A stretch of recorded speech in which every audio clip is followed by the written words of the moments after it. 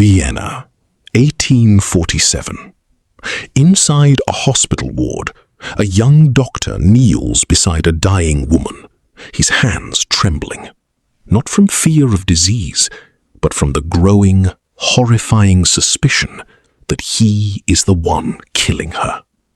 Not through malice, through his own unwashed hands.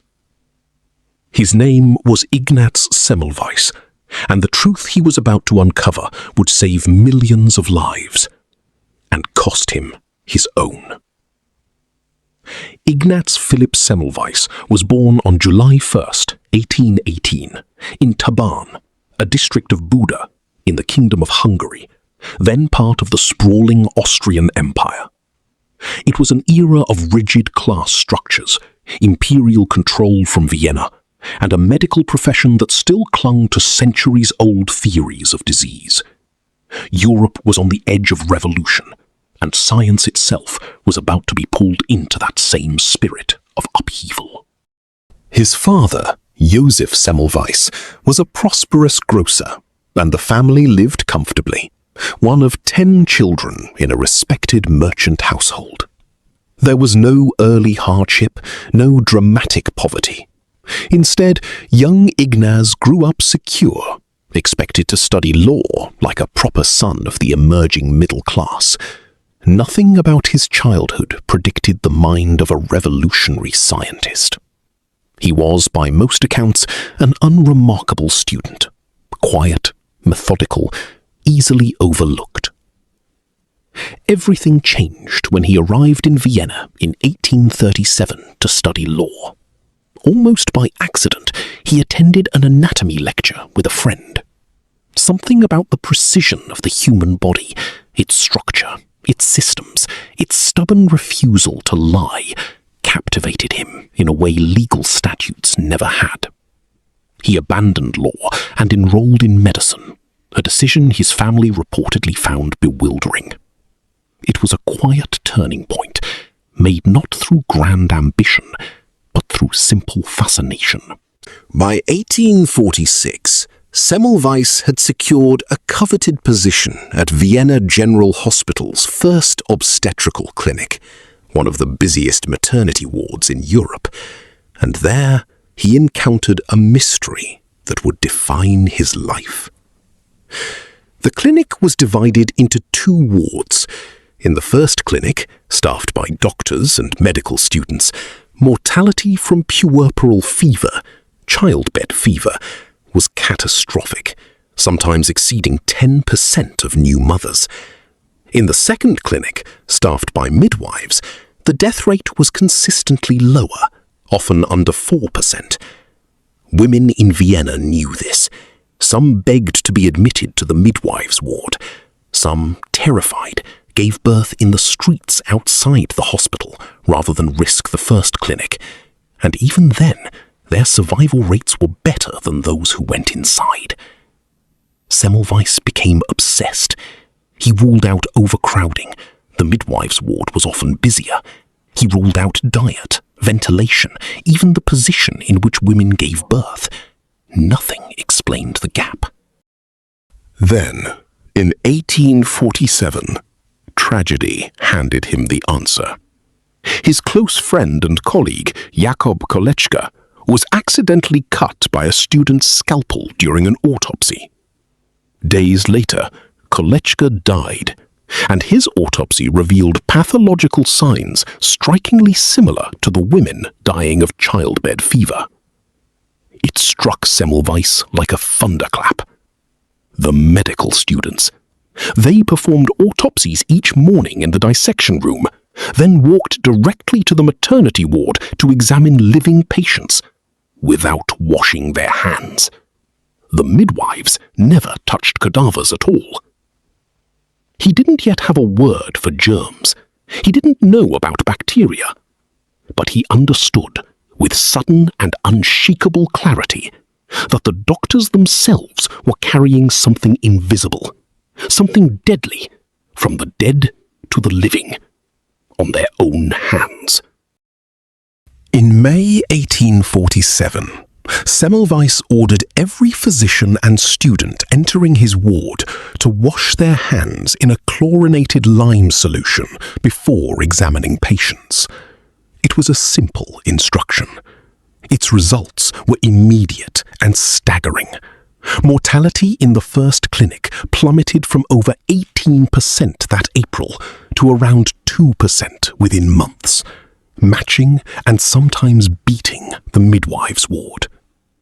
He had found it, the invisible killer, the answer that could save the lives of mothers across Europe.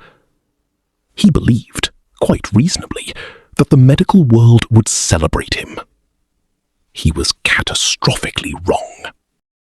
Semmelweis's discovery should have been hailed as one of the great medical breakthroughs of the century. Instead, it was met with silence, ridicule, and outright hostility. The problem was not his data. The numbers were undeniable. The problem was what his theory implied. To accept Semmelweis's findings, a doctor had to accept that he, personally, with his own two hands, had been killing his patients. In an era when physicians were regarded as gentlemen of science, this was not just professionally insulting, it was socially unthinkable. Doctors did not consider themselves capable of carrying invisible poison. The very idea offended the identity of the medical establishment. There was also a scientific gap working against him. Germ theory did not yet exist. Louis Pasteur's work on microorganisms was still years away, and Semmelweis had no framework, no visible proof under a microscope to explain why washing hands worked. He simply knew that it did. His personality didn't help his case. Semmelweis was blunt, impatient, and increasingly consumed by frustration as his ideas were dismissed. Where a more diplomatic man might have courted allies slowly, Semmelweis grew combative. He wrote furious open letters to prominent obstetricians who ignored his findings, at times accusing them without exaggeration of being murderers. He alienated the very people whose support he needed most. In 1849, his contract at Vienna General Hospital was not renewed. The most compelling explanation was not a technical failure. His method worked, but a political one. His mentor and greatest supporter, Professor Johann Klein, disliked him personally, and the political turbulence of the 1848 revolutions across the Austrian Empire had left many Hungarian professionals, Semmelweis included, under suspicion in Vienna. He was pushed out. He returned to Hungary, taking an unpaid, largely unrecognized post at a small hospital in Pest. It could have been the end of his story, a promising discovery buried by professional jealousy and bad timing. Instead, Semmelweis quietly proved his theory again. At St. Rochus Hospital, he implemented the same hand-washing protocols, and again, mortality rates collapsed. This was his miracle period. Not one dramatic year, but a doubling down. Rigorous, repeated proof that his method wasn't luck. Historians often call this era, roughly 1847 to 1861, the hand-washing revolution that never was. A revolution proven twice in two countries and believed by almost no one beyond his own wards. His personal life during these years offered rare stability amid professional turmoil. In 1857, he married Maria Weidenhofer, a woman 20 years his junior, and the couple had 5 children, though 2 died in infancy, a grim, common reality of the era he was fighting to change. Colleagues described him as devoted to his family, a contrast to the fury he directed at the medical establishment. But even at home, the strain of being ignored, mocked, and dismissed by peers across Europe was steadily corroding him. In 1861, hoping to finally convince the world, Semmelweis published his major work, Die Ätiologie, der Begriff und die Prophylaxis des Kindbettfebers. The etiology, concept and prophylaxis of childbed fever. It was dense, disorganized and emotionally charged, filled with accusations against doctors who had rejected him. Rather than winning over the scientific community, it further damaged his reputation. Reviews were harsh. Some called his tone unhinged. The book that should have cemented his legacy instead deepened his isolation. By the mid-1860s, colleagues and family began noticing disturbing changes in his behavior.